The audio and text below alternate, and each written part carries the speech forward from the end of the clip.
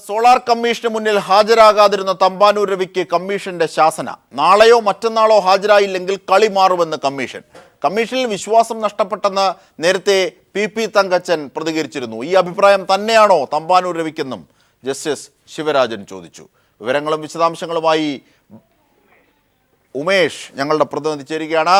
ഉമേഷ്, എന്തൊക്കെയാണ് തമ്പാനൂർ രവി ഹാജരാകാത്തതുമായി ബന്ധപ്പെട്ട് കമ്മീഷന്റെ വിമർശനങ്ങൾ? അജിം ഷാ, ഇന്ന് തമ്പാനൂർ രവി ഹാജരാകാൻ നിശ്ചയിച്ച തീയതിയായിരുന്നു ഇന്നലെ വരെയും തമ്പാനൂർ രവി ഹാജരാകുമെന്ന വിവരം തന്നെയാണ് ഉണ്ടായിരുന്നത്. എന്നാൽ ഇന്ന് രാവിലെ അഭിഭാഷകൻ ഹാജരായി തമ്പാനൂർ രവി ഹാജരാകില്ല എന്ന് അറിയിക്കുകയായിരുന്നു.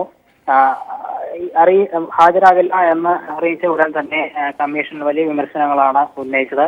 ഹാജരാകാത്തത് വളരെ ഗൗരവമായി തന്നെ കാണുന്നു. UDF കമ്മീഷനിൽ വിശ്വാസം നഷ്ടപ്പെട്ടുവെന്ന് കൺവീനറായ പി തങ്കച്ചൻ നേരത്തെ പറഞ്ഞു.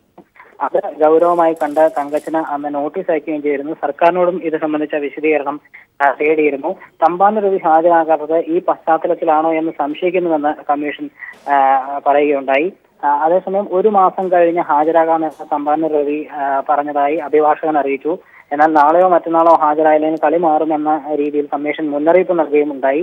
ഇതിനുശേഷമാണ് ഭാര്യയ്ക്ക് സുഖമില്ലാതിരുന്നത് കൊണ്ടാണ് ഇന്ന് ഹാജരാകാത്തതെന്ന് തമ്പാനൂർ രവിയുടെ അഭിഭാഷകൻ വിശദീകരിച്ചത്. ഒരു മാസത്തേക്കാണ് അവകാശം ചോദിച്ചത്. എന്നാൽ ഒരു മാസത്തേക്ക് സാവകാശം അനുവദിക്കാനാവില്ല എന്ന് കമ്മീഷൻ പിന്നീട് പറയുകയായിരുന്നു.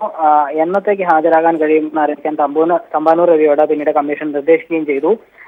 ഇതിനുശേഷം മാർച്ച് 15 ഹാജരാകാൻ കഴിയുമെന്ന് തമ്പാനൂർ രവിയുടെ അഭിഭാഷകൻ പിന്നീട് കമ്മീഷനെ അറിയിക്കുകയായിരുന്നു. ഇതിനുശേഷമാണ് സരിതയുടെ ക്രോസ് വിസ്താരം തുടങ്ങിയത്. പോലീസ് അസോസിയേഷൻ അഭിഭാഷകനാണ് സരിതയെ ക്രോസ് വിസ്താരം ചെയ്യുന്നത്. അസോസിയേഷൻ സെക്രട്ടറി GR അജിത്തിന് 20 ലക്ഷം രൂപ നൽകിയെന്ന് സരിത കമ്മീഷൻ മൊഴി നൽകിയിരുന്നു. ഈ പശ്ചാത്തലത്തിലാണ് അസോസിയേഷന്റെ അഭിഭാഷകൻ സരിതയെ ക്രോസ് വിസ്താരം ചെയ്യുന്നത്. അത്തരത്തിൽ തുക നൽകി എന്ന കാര്യം സരിത വീണ്ടും ആവർത്തിച്ചു. അജിത്തിന്റെ ഫോൺ നമ്പറിൽ ഏത് നമ്പറിലാണ് വെച്ചിരുന്നത് എന്നുൾപ്പെടെയുള്ള കാര്യങ്ങളാണ് ചോദിച്ചിരുന്നത്. അജിത്തിനെ 15ലേറെ തവണ മുഖ്യമന്ത്രിയുടെ ഓഫീസിൽ വെച്ചാണ്, മുഖ്യമന്ത്രിയുടെ ഓഫീസിലെ ഫോണിലാണ് തിരിച്ചും അങ്ങോട്ടും ഇങ്ങോട്ടുമായി എന്ന് സരിത പറയുകയുണ്ടായി. മാത്രമല്ല പലപ്പോഴായി മുഖ്യമന്ത്രിയുടെ ഓഫീസിൽ വെച്ച് GR അജിത്തിനെ കണ്ടിട്ടുണ്ട് എന്നതടക്കമുള്ള കാര്യങ്ങളാണ് ഇപ്പോൾ. ശരി ഉമേഷാണ് വിവരങ്ങൾ നൽകിയത്. ഇന്ന് ഹാജരാകാതിരുന്ന തമ്പാനൂർ രവിക്ക് വിമർശനം. തമ്പാനൂർ രവി നാളെയോ മറ്റന്നാളോ ഹാജരായില്ലെങ്കിൽ കളി മാറുമെന്ന് കമ്മീഷന്റെ താക്കീതും പുറത്തെത്തിയിരിക്കുന്നു. മറ്റു വിശദാംശങ്ങൾ കൂടിയാണ് ഉമേഷ് ഞങ്ങളുടെ പ്രതിനിധി നൽകിയത്. മറ്റൊരു വാർത്തയിലേക്ക്. കേരള കോൺഗ്രസിൽ ഭിന്നത രൂക്ഷമാകുന്നു. PJ ജോസഫിന്റെ നിലപാടിൽ നേതാക്കൾക്ക് അതൃപ്തി. LDFുമായി ചർച്ച നടത്തണമെന്ന് ജോസഫ് വിഭാഗം നേതാക്കൾ. നിയമസഭാ സീറ്റിനെ ചൊല്ലി കേരള കോൺഗ്രസ് മാണി ഗ്രൂപ്പിനുള്ളിൽ ഭിന്നത രൂക്ഷമാവുകയാണ്. 6 സീറ്റുകൾ ലഭിച്ചില്ലെങ്കിൽ മുന്നണി വിടണമെന്ന നിലപാടിലാണ് Joseph group. Francis George, Antony Raju, PC Joseph എന്നിവർ ഇക്കാര്യത്തിൽ ഒരേ നിലപാടുകാരാണ്. LDFുമായി ചർച്ച നടത്തണമെന്നും ഇവർ നിലപാട് സ്വീകരിക്കുന്നു. KM മാണി പാർട്ടിയെ തകർത്തുവെന്നാണ് മറ്റൊരു മുതിർന്ന നേതാവായ PC ജോസഫിന്റെ നിലപാട്. കർഷകരുടെ പ്രശ്നങ്ങളിൽ ഇടപെടുന്നതിൽ KM മാണി പരാജയപ്പെട്ടു. അഴിമതിയോട് മാണി സന്ധി ചെയ്യുകയാണെന്നും അദ്ദേഹം കുറ്റപ്പെടുത്തി. ജോസ് കെ മാണിയെ പാർട്ടി നേതാവായി അംഗീകരിക്കാൻ കഴിയില്ലെന്നും PC ജോസഫ് വ്യക്തമാക്കുന്നു. അതേസമയം മുന്നണി വിടുന്നതിനോട് PJ ജോസഫിന് താൽപ്പര്യമില്ല. തെരഞ്ഞെടുപ്പ് വരുമ്പോൾ മുന്നണി മാറുന്നു എന്നത് പ്രതിച്ഛായയെ ബാധിക്കുമെന്നാണ് ജോസഫിന്റെ പക്ഷം. News bureau, Thiruvananthapuram.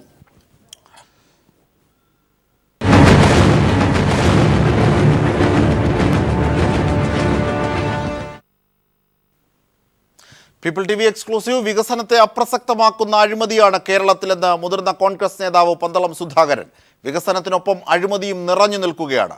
Solar case സർക്കാരിൻ്റെ പ്രതിച്ഛായ തകർത്തു. മദ്യനിരോധനമല്ല, മദ്യവർജനമാണ് വേണ്ടതെന്ന് UDF മദ്യനയത്തെയും പന്തളം സുധാകരൻ വിമർശിച്ചു. കേരളം പ്രബുദ്ധമാണ്. ഏറ്റവും കൂടുതൽ അഴിമതി കേസുകളും ഏറ്റവും കൂടുതൽ വികസന പ്രക്രിയയും നടക്കുന്നത് കേരളത്തിലാണ്. ഒരു നാണയത്തിൻ്റെ 2 വശം പോലെയാണ്. ഒരു വശത്ത് അഴിമതി, ഒരു വശത്ത് വികസനവും. നിയമം മൂലം ഒരിക്കലും അല്ലെങ്കിൽ പോലീസ് ഫോഴ്സ് ഉപയോഗിച്ച് ഒരിക്കലും ഒരു സ്ഥലത്തും ഈ മദ്യനിരോധനം നടപ്പിലാക്കാൻ കഴിയില്ല എന്നുള്ളത് സത്യമാണ്. ബോധവൽക്കരണത്തിൽ കൂടി മാത്രം സ്വന്തം മദ്യം വർജിക്കുക തന്നെയാണ്. നിയമസഭാ സ്ഥാനാർത്ഥി ലിസ്റ്റിൽ യുവാക്കൾക്ക് പ്രാതിനിധ്യം നൽകണമെന്ന ആവശ്യവുമായി യൂത്ത് കോൺഗ്രസും KSUവും രംഗത്തുണ്ട്. കോൺഗ്രസിനുള്ളിൽ കലാപത്തിന് കൂടി തുടക്കമിടുന്നു എന്ന സൂചനകളാണ് പുറത്തെത്തുന്നത്. യൂത്ത് കോൺഗ്രസിൽ നിന്നും 25 പേർക്കെങ്കിലും സ്ഥാനാർത്ഥിത്വം നൽകണമെന്ന് കത്ത് സംസ്ഥാന പ്രസിഡന്റ് ഡീൻ കുര്യക്കോസ് ഹൈക്കമാൻഡിന് നൽകി. പീരുമേടും ബേപ്പൂരും കോഴിക്കോട് നോർത്തുമാണ് യൂത്ത് കോൺഗ്രസ് ലക്ഷ്യമിടുന്നത്. സ്ഥാനാർത്ഥി നിർണയ നടപടികൾ KPCC നേതൃത്വം ആരംഭിച്ച പശ്ചാത്തലത്തിലാണ് യൂത്ത് കോൺഗ്രസ് കേന്ദ്ര നേതൃത്വത്തിനു മുമ്പിൽ പരാതിയുമായി എത്തിയിരിക്കുന്നത്. സംസ്ഥാന അധ്യക്ഷൻ ഡീൻ കുര്യാക്കോസ് ദില്ലിയിലെത്തി. യൂത്ത് കോൺഗ്രസ് ദേശീയ നേതാക്കൾ വഴി ഹൈക്കമാൻഡ് നേതൃത്വത്തിന് പേരുകളടങ്ങിയ സ്ഥാനാർത്ഥി പട്ടിക കൈമാറി. സംസ്ഥാന പ്രസിഡന്റ് ഡീൻ കുര്യാക്കോസ് നൽകിയ ലിസ്റ്റിൽ സ്വന്തം പേര് 2 മണ്ഡലങ്ങളിൽ ഉൾപ്പെടുത്തിയിട്ടുണ്ട്. പീരുമേടും ഉടുമ്പൻചോലയും. CR മഹേഷ് കരുനാഗപ്പള്ളി, ആദം മുൻസി ബേപ്പൂർ, വിദ്യാബാലകൃഷ്ണൻ കോഴിക്കോട് നോർത്ത് തുടങ്ങിയവരാണ് ലിസ്റ്റിൽ ഇടം പിടിച്ചിരിക്കുന്നത്. 4 തവണ എങ്കിലും മത്സരിച്ച ആളുകൾക്ക് ഒരു മാറ്റം പാർലമെൻ്ററി രംഗത്തു ഇതിനെ സംബന്ധിച്ചൊരു കൃത്യമായ ഒരു ആലോചനയിലൂടെ, ഒരു പഠനത്തിലൂടെ ഒരു കൃത്യമായൊരു നിലപാടെടുക്കാൻ സാധിക്കും എന്നതാണ് ഞങ്ങളുടെ വിശ്വാസം. മുൻകാലങ്ങളിൽ KPCC നേതൃത്വം യൂത്ത് കോൺഗ്രസിന് മതിയായ പ്രാതിനിധ്യം നൽകിയിട്ടില്ലെന്ന പരാതി കേന്ദ്ര നേതൃത്വത്തെ അറിയിച്ചിട്ടുണ്ട്. നിലവിലെ കണക്ക് പ്രകാരം UDFന്റെ സിറ്റിംഗ് സീറ്റുകളല്ലാത്ത 43 സീറ്റുകൾ കോൺഗ്രസിന്റെ കൈവശമുണ്ട്. ഇതിൽ 25 യൂത്ത് കോൺഗ്രസ് മത്സരിക്കണം. രാഹുൽ ഗാന്ധി വഴി സീറ്റുറപ്പിക്കാനാണ് യൂത്ത് കോൺഗ്രസിന്റെ ശ്രമം. News bureau, Delhi. People TV exclusive. Micro finance തട്ടിപ്പുമായി ബന്ധപ്പെട്ട് വെള്ളാപ്പള്ളി നടേശനും തുഷാർ വെള്ളാപ്പള്ളിക്കുമെതിരെ പോലീസ് FIR രജിസ്റ്റർ ചെയ്തു. ചെങ്ങന്നൂർ ജുഡീഷ്യൽ 1ാം ക്ലാസ് മജിസ്ട്രേറ്റ് കോടതി നിർദ്ദേശത്തെ തുടർന്നാണ് കേസെടുത്തത്. വ്യാജരേഖകൾ ചമച്ച് 2013-14 കാലഘട്ടത്തിൽ 3 കോടി രൂപ തട്ടിയെടുത്തു എന്ന പരാതിയെ തുടർന്നാണ് കേസ്. FIRന്റെ പകർപ്പ് പീപ്പിൾ TV പുറത്തുവിട്ടു. മൈക്രോ ഫൈനാൻസ് തട്ടിപ്പുമായി ബന്ധപ്പെട്ട കേസിലാണ് SNDP general secretary Vellappally Natesan 1ാം പ്രതിയും തുഷാർ വെള്ളാപ്പള്ളിയെ 2ാം പ്രതിയുമാക്കി ചെങ്ങന്നൂർ പോലീസ് FIR രജിസ്റ്റർ ചെയ്തത്. ചെങ്ങന്നൂർ ജുഡീഷ്യൽ ഫസ്റ്റ് ക്ലാസ് കോടതിയുടെ നിർദ്ദേശപ്രകാരമാണ് കേസെടുത്തത്. 2013-14 കാലഘട്ടത്തിൽ വെള്ളാപ്പള്ളിയും തുഷാർ വെള്ളാപ്പള്ളിയും അടക്കം 15 പേർ ചേർന്ന് മൈക്രോ ഫൈനാൻസിന്റെ മറവിൽ വ്യാജരേഖകൾ ചമച്ച് 3 കോടി രൂപ തട്ടിയെടുത്തുന്ന പരാതിയുടെ അടിസ്ഥാനത്തിലാണ് കേസ്. SN ട്രസ്റ്റ് ബോർഡ് മെമ്പറും ചെങ്ങന്നൂർ SNDP മുൻ കൗൺസിലറുമായ സുനിൽ വള്ളിയാണ് പരാതിക്കാരൻ.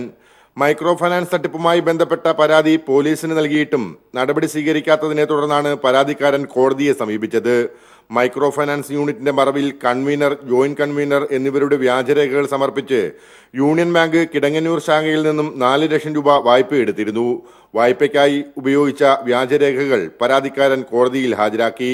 ഇത് പരിഗണിച്ച കോടതിയാണ് കേസെടുക്കാൻ പോലീസിന് നിർദ്ദേശം നൽകിയത്. മനഃപൂർവ്വമുള്ള ഗൂഢാലോചന, തട്ടിപ്പ്, പൊതുഖജനാവിന് നഷ്ടമുണ്ടാക്കൽ തുടങ്ങി ഇന്ത്യൻ പീനൽ കോഡിലെ 120B, 406, 420, 465, 468, 477, 471, 34 വകുപ്പുകൾ പ്രകാരമാണ് കേസെടുത്തിരിക്കുന്നത്. വെള്ളാപ്പള്ളിയുടെ അനുവാദത്തോടെ ഓഡിറ്റോറിയം നിർമ്മിക്കുന്നതിനായി 95 ലക്ഷം രൂപ വ്യാജരേഖകൾ ചമച്ച് തുഷാർ വെള്ളാപ്പള്ളി തട്ടിയെടുത്തതായും പരാതിയിലുണ്ട്. അടൂർ SNDP യൂണിയന്റെ കീഴിൽ നടന്ന തട്ടിപ്പിന് സമാനമായ തട്ടിപ്പാണ് ചെങ്ങന്നൂരിലും അരങ്ങേറിയതെന്നാണ് പരാതിയിൽ പറയുന്നത്. Leslie John, Idukki. സാമ്പത്തിക സർവേ റിപ്പോർട്ട് പാർലമെന്റിന്റെ മേശപ്പുറത്ത് വെച്ചു. സാമ്പത്തിക വളർച്ചാ നിരക്ക് 7.5% വരെയാണ്. 8% വളർച്ചാ നിരക്ക് വരെ നേടാനാകുമെന്നും റിപ്പോർട്ടിൽ പറയുന്നു. വിശദാംശങ്ങളുമായി സന്തോഷ് സർലിംഗ് ചേരുന്നു. സന്തോഷ്, എന്തൊക്കെയാണ് വിശദാംശങ്ങൾ?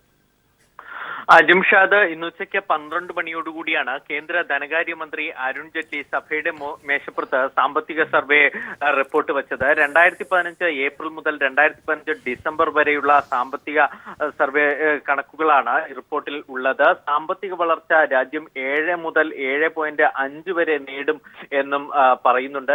അടുത്ത 2 വർഷം കൊണ്ട് 8% വളർച്ചാ നിരക്ക് വരെ കൈവരിക്കാനാകും എന്ന് റിപ്പോർട്ട് പറയുന്നു. പക്ഷെ അതിൽ ആഗോള സാമ്പത്തിക മാന്ദ്യം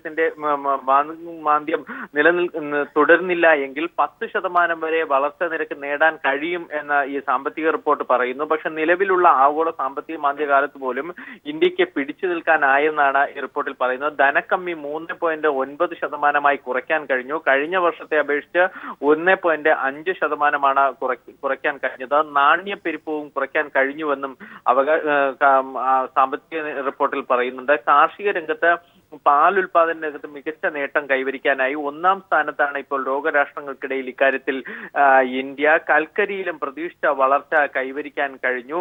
ശമ്പള പരിഷ്കരണം വലിയൊരു സാമ്പത്തിക ബാധ്യത സർക്കാരിന് നൽകുമെങ്കിൽ പോലും അത് വിലക്കയറ്റമടക്കമുള്ളവയ്ക്ക് കാരണമാകില്ല എന്നാണ് സർക്കാർ പറയുന്നത്. കൂടാതെ നാണ്യപ്പെരുപ്പം പിടിച്ചു നിൽക്കാനും ഇത് സഹായിക്കുമെന്നും ഈ റിപ്പോർട്ടിൽ പറയുന്നുണ്ട്. അജിൻ. ശരി, സന്തോഷാണ് വിവരങ്ങൾ നൽകിയത്. ദില്ലി പാട്യാല ഹൗസ് കോടതിയിൽ സംഭവത്തിൽ കേന്ദ്ര സർക്കാരിനും ദില്ലി പോലീസിനും സുപ്രീം കോടതിയുടെ നോട്ടീസ്. ആക്രമണം നടത്തിയ അഭിഭാഷകർക്കെതിരെ എന്തുകൊണ്ട് നടപടി സ്വീകരിച്ചില്ലെന്ന് ദില്ലി പോലീസിനോട് സുപ്രീം കോടതി.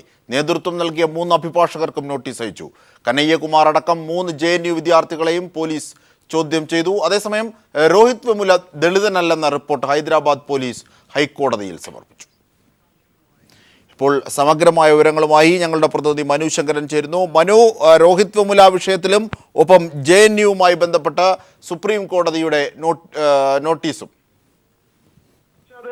ദില്ലി പാട്യാല ഹൗസ് കോടതിയിൽ സംഘർഷങ്ങൾക്ക് നേതൃത്വം നൽകിയിരുന്ന അഭിഭാഷകരായ ഓം ശർമ്മ, വിക്രംജിത്ത് ചൗഹാൻ, യശ്പാൽ യാദവ് എന്നീ 3 അഭിഭാഷകർക്കാണ് സുപ്രീം കോടതി നോട്ടീസ് അയച്ചിരിക്കുന്നത്.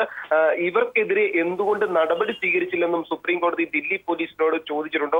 ഇതോടുകൂടാതെ ഇത് സംബന്ധിച്ച് മറുപടി വ്യക്തമാക്കണമെന്ന് ആവശ്യപ്പെട്ടുകൊണ്ട് കേന്ദ്ര സർക്കാരിനും ഒപ്പം ദില്ലി പോലീസിനും സുപ്രീം കോടതി നോട്ടീസ് അയച്ചിട്ടുണ്ട്. ഇക്കാര്യത്തിൽ എത്രയും വേഗം മറുപടി നൽകണമെന്നാണ് സുപ്രീം കോടതി ആവശ്യപ്പെട്ടിരിക്കുന്നത്. പോലീസ് കസ്റ്റഡിയിലിരിക്കെ JNU വിദ്യാർത്ഥി യൂണിയൻ പ്രസിഡന്റ് കന്നയ്യകുമാറിനെ ഈ പോലീസുകാർ സാക്ഷി നിർത്തി തന്നെ മർദ്ദിച്ചിരുന്നു എന്ന് ഒളി ക്യാമറയിൽ വെളിപ്പെടുത്തിയതും ഈ 3 അഭിഭാഷകർ തന്നെയായിരുന്നു. ഇവർക്കെതിരെ കോടതി അലക്ഷ്യ നടപടി വേണം എന്ന് ആവശ്യപ്പെട്ടുകൊണ്ടുള്ള പൊതു താല്പര്യ ഹർജി പരിഗണിച്ചായിരുന്നു സുപ്രീം കോടതിയുടെ ഈ പരാമർശങ്ങൾ ഉണ്ടായത്. ഇക്കാര്യത്തിൽ പ്രത്യേക അന്വേഷണ സംഘത്തെ നിയോഗിച്ച് അന്വേഷണം നടത്തണമെന്ന ആവശ്യവും പരിഗണിക്കാമെന്നും സുപ്രീം കോടതി അറിയിച്ചിട്ടുണ്ട്. അതേസമയം JNU വിദ്യാർത്ഥിയായ കന്നയ്യകുമാറിനെ കഴിഞ്ഞ ദിവസം കീഴടങ്ങിയ 2 JNU വിദ്യാർത്ഥികൾക്കൊപ്പം രഹസ്യ കേന്ദ്രത്തിൽ ദില്ലി പോലീസ് ചോദ്യം ചെയ്തു വരികയാണ്. 12 മണിക്കൂർ പിന്നിട്ടിരിക്കുന്നു ഈ 3 വിദ്യാർത്ഥികളെയും രഹസ്യ കേന്ദ്രത്തിൽ ദില്ലി പോലീസ് ചോദ്യം ചെയ്യുന്നത്.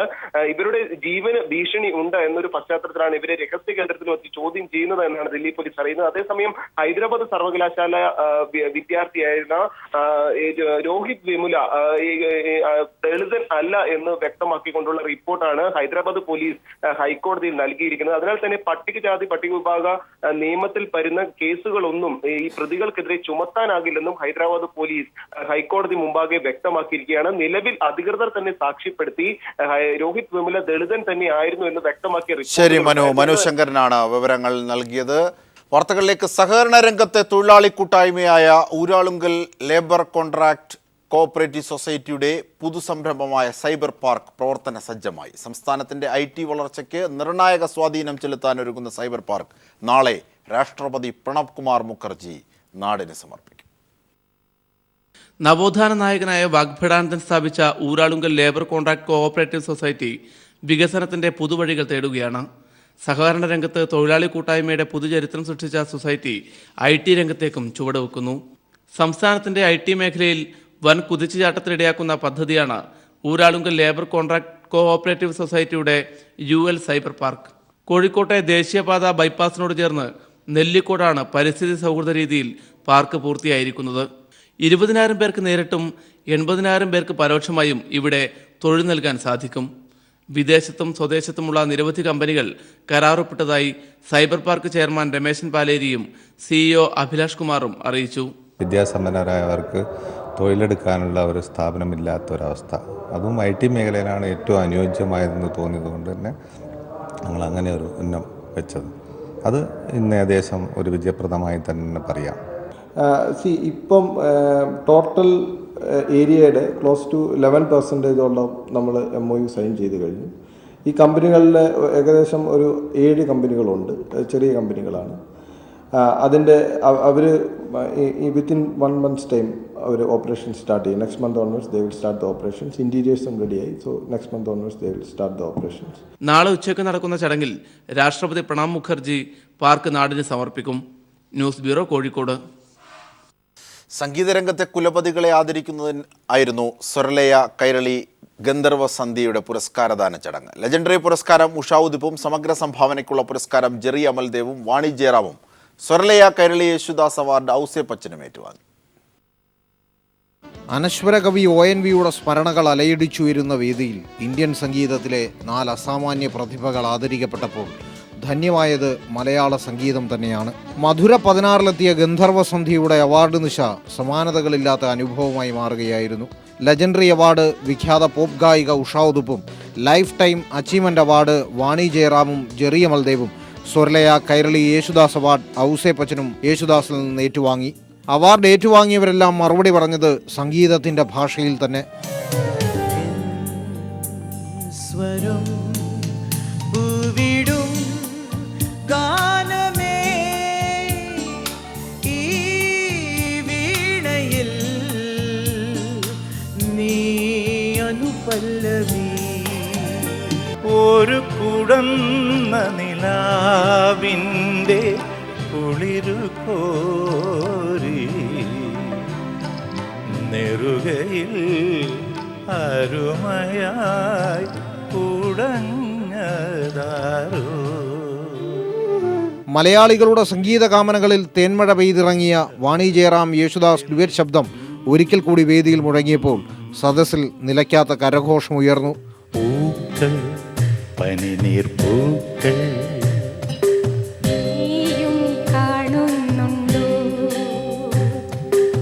ഈണം കിളിതന്നീണം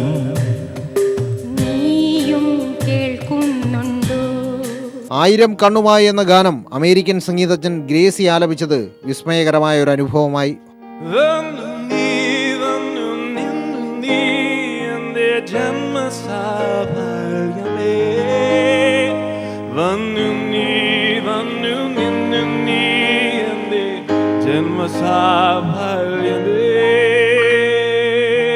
ചടങ്ങിന് കൊഴുപ്പേകാൻ റിമ കല്ലിങ്ങിന്റെ നൃത്തവും മറ്റനുബന്ധ കലാപരിപാടികളും ഉണ്ടായിരുന്നു.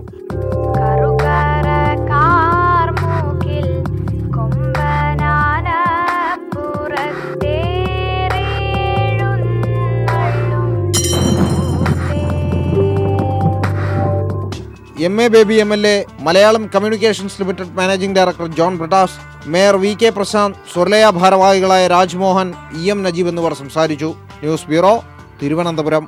വാർത്തകളിലേക്ക്. ചെങ്ങന്നൂർ മുളക്കുഴിയിൽ ഗുണ്ടാ ആക്രമണത്തിൽ പെട്രോൾ പമ്പുടമ കൊല്ലപ്പെട്ട സംഭവത്തിൽ 3 പേർ പിടിയിലായി. കഴിഞ്ഞ ആഴ്ചയായിരുന്നു പമ്പുടമ മുരളീധരന് നേരെ ആക്രമണമുണ്ടായത്. എണ്ണ അടിക്കുന്നതിനിടെ ഉണ്ടായ തർക്കം ആക്രമണത്തിൽ കലാശിക്കുകയായിരുന്നു. ചികിത്സയിലായിരുന്ന മുരളീധരൻ ഇന്നലെ പുലർച്ചെയാണ് മരിച്ചത്. സംഭവത്തിൽ പ്രതിഷേധിച്ച് സംസ്ഥാനത്ത് പമ്പുകൾ അടച്ചിട്ടിരിക്കുകയാണ്. വൈകിട്ട് 6 മണിക്ക് ഇനി പമ്പുകൾ തുറക്കും. സിനിമയിൽ സെറ്റുകൾ ഇടുന്നത് പോലെയാണ് സംസ്ഥാനത്ത് മുഖ്യമന്ത്രിയും ആരോഗ്യമന്ത്രിയും ചേർന്ന് പുതിയ സർക്കാർ മെഡിക്കൽ കോളേജുകൾ ഉദ്ഘാടനം ചെയ്യുന്നതെന്ന് പ്രതിപക്ഷ നേതാവ് VS അച്യുതാനന്ദൻ. മന്ത്രിമാരുടെ നടപടി ശുംഭത്വമാണെന്നും VS വ്യക്തമാക്കുന്നു. കഴിഞ്ഞ ദിവസം ഉദ്ഘാടനം ചെയ്ത തിരുവനന്തപുരം ജനറൽ ആശുപത്രി ക്യാമ്പസിലെ മെഡിക്കൽ കോളേജ് സന്ദർശിച്ച ശേഷം മാധ്യമങ്ങളോട് പ്രതികരിക്കുകയായിരുന്നു പ്രതിപക്ഷ നേതാവ്.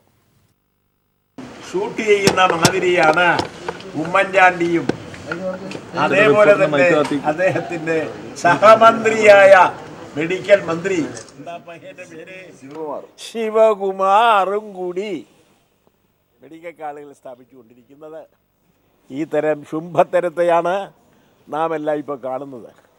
പത്രമാധ്യമങ്ങൾ ഇതിൻ്റെ തനിനിറം, യഥാർത്ഥ വസ്തുത പുറത്തു കൊണ്ടുവരുമെന്ന് ഞാൻ ആശിക്കുന്നു.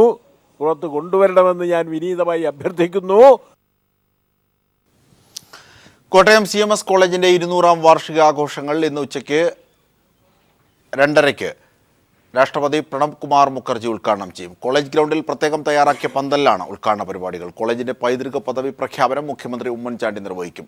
ദ്വിശതാബ്ദി തപാൽ കവറിന്റെയും സ്റ്റാമ്പിന്റെയും പ്രകാശനവും ചടങ്ങിൽ നടക്കും. Governor justice P. Sadasivam, CSI deputy moderator bishop Thomas K. Oommen, principal doctor Roy Sam Daniel എന്നിവരും സംസാരിക്കും.